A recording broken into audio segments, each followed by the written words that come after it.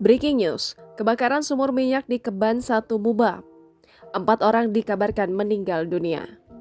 Kebakaran sumur minyak atau aktivitas ilegal drilling kembali terjadi tepatnya di Desa Keban 1 Kecamatan Sanga Desa pada Senin 11 Oktober 2021 pukul 15.30 waktu Indonesia Barat. Berdasarkan informasi yang dihimpun, kebakaran tersebut terjadi sore hari yang membuat kepulan asap membumbung tinggi. Diketahui kebakaran tersebut terjadi pada 3 titik sumur bor. Belum diketahui penyebab terjadinya kebakaran tersebut, namun dari informasi yang dihimpun, tempat pengeboran minyak yang sebelumnya tanah kosong. PJ Kades Keban 1 Alen SIP mengatakan bahwa kejadian tersebut terjadi sekitar pukul 15.00 waktu Indonesia Barat. Lokasi kebakaran berasal dari tempat sumur bor ilegal. Mengenai korban jiwa, informasi yang diterima ada 4 orang yang meninggal dunia. Keempat orang yang meninggal tersebut bukan warga Kabupaten Muba.